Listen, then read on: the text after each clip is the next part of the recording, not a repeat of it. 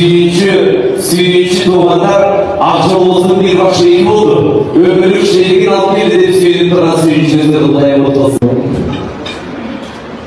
Akşam bizim elmek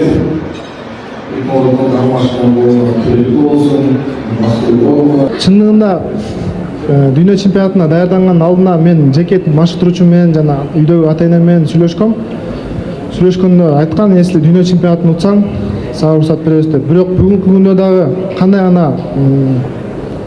гана учур болбосун, биякта биздин машыктыруучуларыбыз бар. Бул жеңиш ынтымактын жана биримдиктен келип чыккандан кийин мен жеке өзүмдүн калоом менен бул жолго бара албайм. Если агайларым мен үйүндө ата-энелерим баары туура көрсө, мен быйыл турмуш курсамбы деп ойлонгом.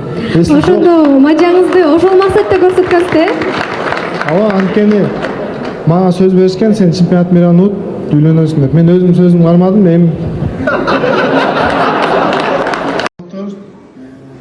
өзүңүздөр болгондой бүгүн аябай жакшы кабыл тилектер айтылды.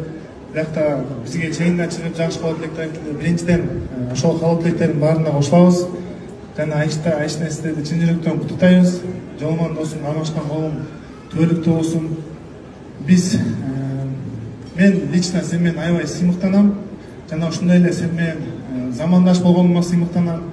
Бир командада чогуу ушундай ийгиликтерди багындырганына абдан мен кубанычтамын. Кудай буюрса бала болуп, кийин балдарыма да айтып берип сыймыктанам. Сен жөнүндө эми айтайын десек чын эле айтайын десек сөз түгөнбөйт, мактайын десек акылыбыз жетпейт. Ошондуктан негизи Жолман биздин командабыздын эң үлгүлүү баласы.